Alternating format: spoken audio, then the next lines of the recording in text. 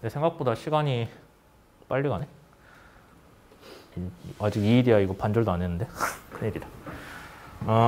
그래서 뭐 좀 배경을 설명을 하자면은 자동차 연비가 지금 규정이 이 정도 된대요. 그러면은 1리터 가지고 20km를 가게끔 해야 된다는 거예요. 승용차가. 근데 뭐 혹시 렌터카 빌려서 제주도 가보신 분 알겠지만, 아닌가? 렌터카는 기름 넣죠. 제주도는. LNG 아니고. 자동차 연비 20km 나와요? 해보면은 안 나와요. 제 차도 진짜 살살 밟고 다녀도 15km 나오거든요. 그러니까 뭐 하이브리드다 전기차다 그게 이제 이것 때문에 나오는 거예요. 연비를 제조사에서 평균 연비를 올려야 되니까 가솔린 차로는 한계가 있다. 아니면 뭐 디젤 차는 20km 맞출 수도 있겠다. 뭐 그런 것들이 이제 나오기 시작하는 이유가 자동차 연비 규정 때문에 그렇게 된 거죠. 근데 그럼 왜 연비 규정이 있냐? 결국에는 기름을 태우면은 CO2가 나오잖아요. CO2를 줄이자라는 게 연비 규정의 핵심인 거예요. 그러니까 뭐 우리나라 사람들이 기름을 쓸데없이 태우는 게 너무 꼴보기 싫다. 그게 절대 아니라 CO2가 많이 나가면 온실가스 때문에 지구 환경이 망가질 것 같으니 망가지고 있으니 다른 말로 하면 그러니까 그런 거를 좀 막자라는 관점에서 온실가스 배출량을 줄이자는 게 연비 규제가 되는 거죠. 그러면 배에는 어떤 연료가 들어가냐면은 여기 가솔린은 자동차에 쓰죠. 등유는 우리가 별로 볼 일 없고 옛날에는 보일러에 등유를 뗐거든요. 지금은 그 도시가스 들어오지만은 등유 있고 경유는 뭐 우리가 아는 디젤이죠. 얘보다 더 안 좋은 게 배에서 써요. 그러니까 끓였을 때 끓는 점이 높아요. 우선 디젤보다 끓는 점도 높고 근데 여러분들 이거 원래 화학대 배우는데 분별 증류했을 때 위로 갈수록 애들이 깨끗하거든요. 다른 물질이 덜 섞여요. 여기 밑에 아스팔트야 뭐 이것저것 다 섞였을 거고 중유도 그럼 우리가 보면은 원유가 순수하게 기름만 있진 않아요. 안에 뭐 다른 물질도 있거든요. 황도 있고 뭐 이것저것 있어요. 그러면 걔네들이 아무래도 섞이기가 쉽겠죠. 중유에. 그러니까 중유가 별로 좋은 연료는 아니에요. 깨끗하지 않아요. 그 대신에 열량은 크고요. 한번 끓였을 때 열이 많이 나요. 태웠을 때. 그 다음에 좀 끈적끈적해요. 점성이 있어서. 배에서도 중유를 쓰긴 하는데 우리가 아스팔트 같은 거는 이제 거의 고체니까 그렇다고 하는데 중유도 보면은 되게 끈적끈적하고 잘 안 흐르거든요. 뭐 가솔린이나 디젤 같이 그렇게 안 되니까 가열을 해가지고 좀 흐르게끔 해줘요. 실제 그 배 엔진에 쓸 때도. 하여튼 그런 것들이 있죠. 그러면 그런 중유를 태웠을 때 안에 황이 많이 들어있기 때문에 황산화물이 나오는데 이것도 지금 규제 대상이에요. 그래서 황산화물의 배출이 제한되는 해역들이 막 있거든요. 우리나라 주위도 아마 할 거예요, 이제. 그런 것들이 배출이 되고. 그 다음에 디젤 엔진 자체가 질소 산화물을 배출하게 돼 있어요. 공기 중에 질소가 많잖아요. 근데 디젤 엔진에서 압축을 해가지고 태울 때 질소도 당연히 들어와요. 공기 중에 있는 질소가. 원래 질소는 반응성이 안 좋으니까 가만히 있어야 되는데 높은 압력이라 높은 온도에서 얘가 들어가면은 산소랑 반응을 해가지고 질소 산화물이 생기거든요. 그럼 이것 때문에 스모그도 생기고 하니까 얘도 없으면 좋겠죠. 그러니까 이거를 줄이는 것도 배 연료 규제, 배 그 환경 규제의 대표적인 목적 중에 하나긴 한데 오늘 우리 수업에서 다루는 거는 온실가스 배출로 한정을 하자는 거죠. 그러면은 연료를 적게 태우면 된다. 어쨌든 기본 내용은. 그래서 배 사진들 실제로 보시면은 이런 식으로 매연이 많이 나와요. 이제 이 시커먼 매연은 사실 황산화물, 질소산화물은 아니고 미연소된 탄소들이긴 한데 뭐 어쨌든 눈으로 보이니까 얘는. 그러면 CO2가 얼마나 문제길래 우리가 그걸 줄이려고 그렇게 열심히 노력을 하냐라고 했을 때 근데 혹시 채팅창에 별 얘기 없어요? 아, 그래요? 다들 자고 있나? 지구 전체적으로 CO2 배출량이 있을 때 거기서 배에서 배출하는 게 전체 배출량 2.5%래요. 뭐 작다면 작은 건데 크다면 또 클 수도 있잖아요. 그래서 지금 국제해사기구에서 목표는 2008년 대비 2050년까지 온실가스 배출량을 반으로 줄이겠다는 거예요. 다른 말로 하면은 배 연비가 2배로 좋아져야겠죠. 그렇게 되면은 전 지구적으로 봤을 때 온실가스 배출량은 한 1% 정도 줄일 수 있어요. 1% 별로 안 큰 거는 맞는데 여러 분야에서 1%씩 줄이면 그래도 의미가 있잖아요. 그러니까 그런 면으로 생각을 해주시면 되고 단순히 연비를 어떻게 생각을 하냐라고 했을 때 화물 운송량을 반영을 해야겠죠. 아니 나는 큰 배라서 화물을 많이 옮겨요. 그러니까 기름을 많이 태울 수밖에 없는데 같은 연비 규정을 하면 내가 좀 기분이 나쁘잖아요. 그러니까 그걸 감안을 해서 뭔가 좀 합리적인 걸 내보자. 라고 해서 나온 게 에너지 효율 설계 지수고요. 책이 안 나오기 때문에. 이거를 이제 영어로 EEDI라고 합니다. 그러면 얘는 뭐냐면은 환경에 대한 영향이랑 사회에 대한 이득을 서로 분수로 표현을 해줬어요. 그럼 환경에 대한 영향은 뭐예요? CO2 배출량이죠. 그 다음에 사회에 대한 이득은 화물을 얼마나 빨리 옮기냐에 대한 게 사회에 대한 이득이 되는 거예요. 그렇게 됐을 때 그러면 위랑 아래랑 이게 서로 단위가 안 맞지 않냐라고 생각할 수 있잖아요. 위는 CO2 배출량이에요. 아래는 화물을 이동하는 양이고 단위가 안 맞잖아요. 근데 그건 공돌이 관점이고 이제 사회적으로 봤을 때는 서로 비율만 보면 되겠다라고 생각을 해서 한 거예요. 그러니까 단위 맞추려고 하지 마요. 여기서 온실가스 배출량이고 사회 이득은 보면 큰 틀에서 보자면은 환경 영향은 어떻게 나오냐면은 우선 얘부터 설명을 할게요. 연료 소모율이라는 게 1마력을 낼 때 얼마만큼의 연료를 태우냐요. 1마력을 낼 때. 그러니까 엔진 스펙상 정해지거든요. 1마력을 낼 때. 그럼 몇 마력이 필요한가요? 그건 기관 동력에서 정해주는 거죠.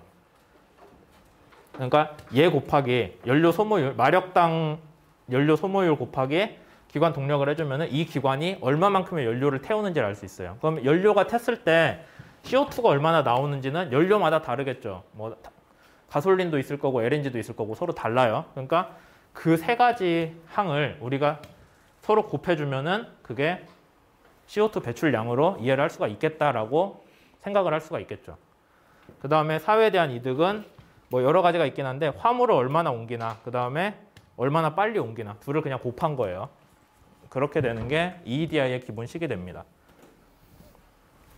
좀 더 자세히 보자면은 배 속도는 그럼 뭘로 잴 거냐? 뭐 설계 속도도 있긴 한데 그럼 억지로 설계 속도를 낮추거나 뭐하거나 할 수 있잖아요. 왔다 갔다 할 수 있으니까 딱 정한 게 MCR에 75% 엔진을 놨을 때 파도가 없는 조건에 대응되는 선속으로 정의를 해놨어요. 사실 이게 해놓으면 설계 속도랑 거의 비슷한 값이 나오긴 하거든요. 아까 얘기했던 MCR 말고 최대 동력 말고 상용 동력은 뭐였어요? 85%였잖아요. 아니면 요새 90%로 잡기도 해요. MCR의 90%. 그럼 거기에서 C마진 15%를 빼주면은 한 75%쯤 나와요, 대충. 그러니까 바람 파도가 없는 조건에서 우리가 생각하는 전달 동력 값 정도 나와요, 거의. 그럼 거기에 대응되는 속도니까 우리가 원하는 전달 동력에 대응되는 속도 뭐예요? 설계 속도잖아요. 그러니까 거의 설계 속도쯤 된다고 보시고요. 그 다음에 여기 캐패시티는 뭐가 되냐면은 일반적인 화물선에 대해서는 DWT를 써요. 아까 우리 조별 과제 나왔던 배도 DWT 얘기했죠. 그 다음에 DWT가 의미가 없는 여객선 같은 거는 GT를 써요. GT는 여러분들이 개론 때도 배우고 계산 때도 배웠을 텐데 배에서 닫혀있는 공간들의 부피를 구하고 거기에다가 어떤 상수를 곱해가지고 구하는 무게예요. 그러니까 뭐 내부 공간 크기라고 보시면 돼요, 거의. 그거를 캐패시티에 놓습니다. 그러니까 배 종류마다 캐패시티가 달라질 수 있는 거죠. 그 다음에 밑에는 이제 보정치거든요. 모든 배에 일괄로 할 수 없기 때문에 뭐 이제 몇 가지 이런 것들이 있다라는 게 있고 특히 화물 자체는 안 무거운데 부피를 많이 차지해서 배가 큰 배들이 있어요. 그게 LNG, 뭐 케미컬 아니면은 이거는 차 옮기는 배, 로펙스는. 그러니까 이런 배들은 부피 기준 화물 적재량을 우리가 쓰기 때문에 DWT를 안 구하거든요, 원래는. LNG 우리가 되게 어떻게 써요? 뭐 16만 5천 제곱 이거급 이런 식으로 써요. 그러니까 LNG를 담는 탱크 용량으로 하거든요. DWT를 안 구하고. 그러니까 이런 애들은 보정을 해줘야 우리가 캐패시티에다가 뭔가를 넣을 수 있겠죠. 그러니까 그런 관점에서 접근을 하고 있다라고 이해를 하시면은 EEDI에서 트랜스포트 워크, 사회에 대한 이득이에요. 사회에 대한 이득을 어떻게 계산하는지 알 수 있죠.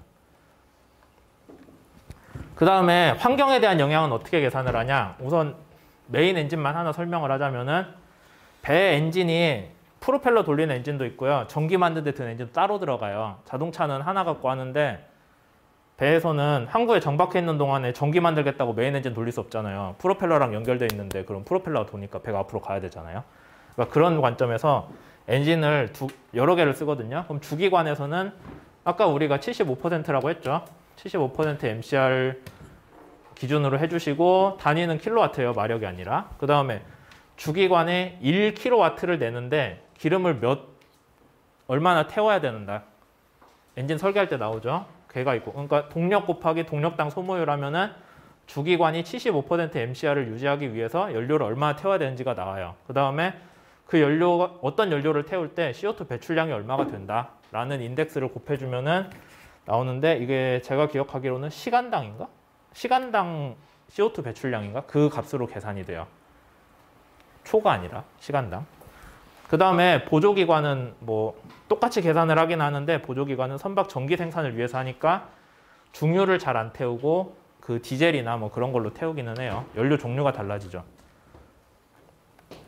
근데 그럼 보조기관도 어떤 배는 뭐 보조기관이 크고 누군 작고 하잖아요. 거기에 대한 규정이 어떻게 되냐면은 보조기관은 뭐 펌프 아니면은 필수적인 발전 시스템이거든요. 그거 말고 화물 자체나 뭐 좀 특수한 그런 용으로 쓰는 동력은 우리가 신경을 안 쓰고요. 그 다음에 주기관이 10,000kW짜리 엔진이면은 EEDI 계산할 때 500kW로 계산이 그냥 그 정도를 보조기관으로 쓰자라고 해요. 그러니까 실제 배의 보조기관이 뭐가 올라갔는지가 중요한 게 아니라 주기관 동력 값이 정해져 있으면은 걔에 대해 일정 비율로 보조기관 동력을 계산을 하게끔 규정이 되어 있는 거예요. 그러니까 뭐 우리 배는 보조기관이 뭐 한 3,000kW짜리가 들어가 있는데요. 그거 필요 없어요. EEDI 계산할 때는. 그냥 주기관의 몇 %로 하고 실제 식은 10,000kW 기준으로 걔보다 클 때 작을 때가 식이 나눠지거든요. 그러니까 두 가지 식이 들어가요. 작은 배, 큰 배, 10,000kW 기준으로. 근데 10,000kW는 어쨌든 500kW. 그러니까 여러분들이 주기관의 한 5% 정도 동력이다라고 보시면 되죠. 보조 동력이. 연료 소모율은 어떻게 나오냐면은 연료를 몇 그램 태우냐. 몇 그램을 태워서 1시간 동안 몇 킬로와트를 뽑아내냐. 그러니까 다시 1시간 동안 1kW를 뽑아내기 위해서 몇 그램의 연료를 태워야 되냐라는 게 연료 소모율이에요. SFC라고 쓰고. 그 다음에 연료별 CO2 배출량은 이제 얘도 규정이 정해져 있거든요. 우리 써야 되는 게 헤비 퓨얼 오일 많이 쓰니까 3.114예요. 그럼 얘 한번 보세요. CF가 뭐라고 단위가 돼 있냐면은 1톤의 연료를 태웠을 때 몇 톤의 CO2가 나오냐예요. 1톤의 연료를 태웠을 때 3톤의 CO2가 나온대요. CO2가 3톤이면 되게 큰 거예요. 기체잖아요, 얘는. 네, 그러니까 되게 큰 편이고. 딱 봤을 때 그러면 제일 좋은 연료는 뭐예요? LNG가 보니까 좀 적네요. 그러니까 LNG를 쓰면은 CO2를 적게 배출하겠구나 알 수 있죠. 시간이 5분밖에 안 남았으니 빨리빨리 갑시다. 그래서 이제 EEDI를 그럼 계산할 때 우리 맘대로 막 정할 수는 없잖아요. 그래서 이제 많이 배들을 조사를 했어요. 배들을 많이 조사를 해가지고 최근 10년 동안 건조된 선박의 CO2 배출량을 배 종류별로 조사를 했어요. 뭐 컨테이너선이랑 탱커랑 상황이 같을 수가 없잖아요. 서로 다르게 해줬고 거기에 대해서 계산을 한 게 딱 보시면은 식 딱 봤을 때 자꾸 뭐가 뜨네? 넘어가라. 네. 메인 엔진이랑 보조 엔진, 출력, 그 다음에 거기에다가 3.114 아까 뭐였어요? 헤비 퓨얼 오일이었죠. 연료의 그 CO2 배출량. 그 다음에 0.75 뭐였어요? 75%. 동력의 75%. 그러니까 메인 동력의 75% 곱하기 연료 소모량. 그 다음에 190은 뭐냐면은 일반적으로 1kW를 1시간 동안 내는데 들어가는 연료 소모량. 그램으로 나오는 거 있었죠, 아까.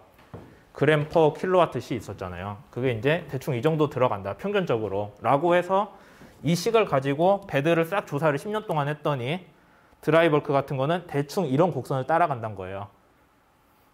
이 정도에 나오죠.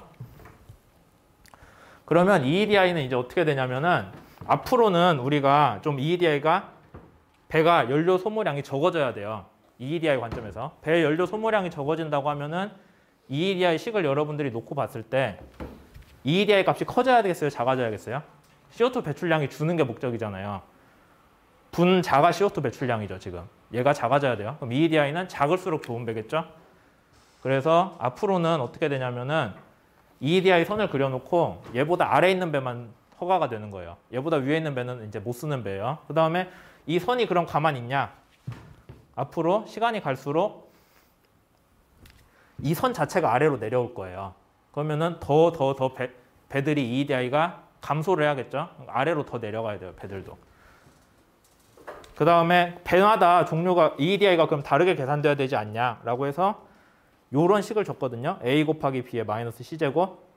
배 종류별로 개수들이 있어서 그걸 집어넣고 그리면은 배별로 EEDI 곡선이 나오고 걔보다 배가 위에 있으면은 설계가 문제가 있는 거죠.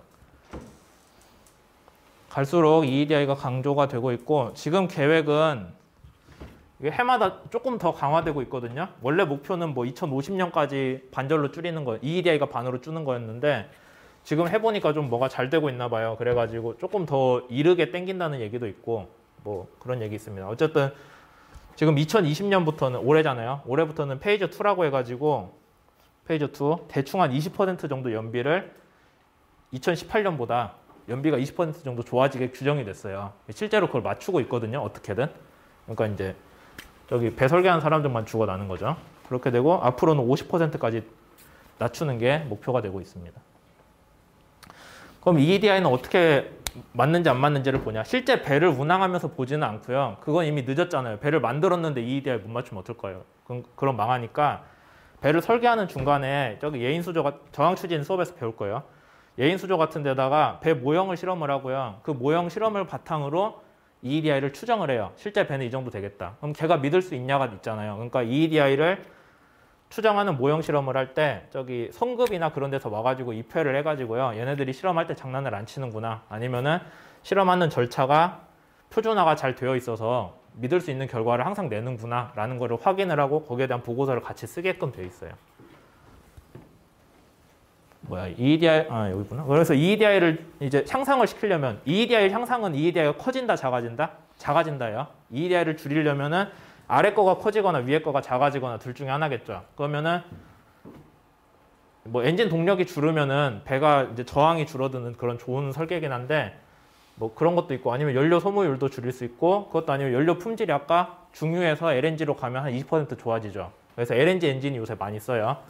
그런 것도 있고 아니면은 배 선박 속도를 올리거나 같은 동력에서 선박 속도를 올리거나 아니면은 화물을 더 옮기면 좋겠죠. EEDI 입장에서. 근데 다만 이거는 배를 설계할 때 선주가 요구를 하기 때문에 바꾸기가 좀 그렇죠. 시간이 없으니 빨리 하고 넘어갈게요. 그러면 이제 EEDI 식을 여러분들이 놓고 보시면은 생각이 드는 게 위의 식은 분자는 동력이고요. 아래는 속도의 식이잖아요. 위는 동력이고 아래는 속도거든요. 그러면 배의 동력은 계산을 해보면은 대개 속도의 세제곱에 비례해요. 분자는 아까 속도의 1제곱에 비례하잖아요. 그러니까 EEDI 자체는 속도의 제곱에 비례하게 나오거든요. EEDI 계산식은 이걸 다 하면은 속도의 제곱에 EEDI가 비례하니까 우리는 EEDI를 줄이고 싶다. 그럼 배 속도를 확 줄이면 돼요. 사실은. 배가 천천히 가면 EEDI가 좋아지거든요. 근데 배 속도를 확 줄이면 거기에 맞춰진 엔진도 확 작아지는데 엔진이 너무 작으면 파도가 치면 배가 못 가요. 정수중에선 갈 수 있는데. 그런 문제가 있어서 요새 연구되고 있는 게 야 그래도 이 정도 바다에서는 배가 가야지, 배같이 가야지 라고 하는 최소 추진 출력을 계산을 해가지고 그걸 가이드라인으로 내고 있어요. 그러니까 너무 꼼수를 써가지고 EEDI를 확 낮추는 거를 못하게 하는 거죠. 뭐 그런 얘기 있고 우리가 이제 저항 추진에서는 그래서 요 세 가지를 나중에 배워가서 어떻게 해야 추진 동력을 줄여서 EEDI를 좋게 하겠냐 라는 걸 할 거고 다음 시간에 더 하도록 하죠. 근데 뭐 연료를 바꾸고 이런 것도 나중에 수업 때 배우거든요. 저항 추진 본 수업 때. 여기까지 한 것 같은데. 예.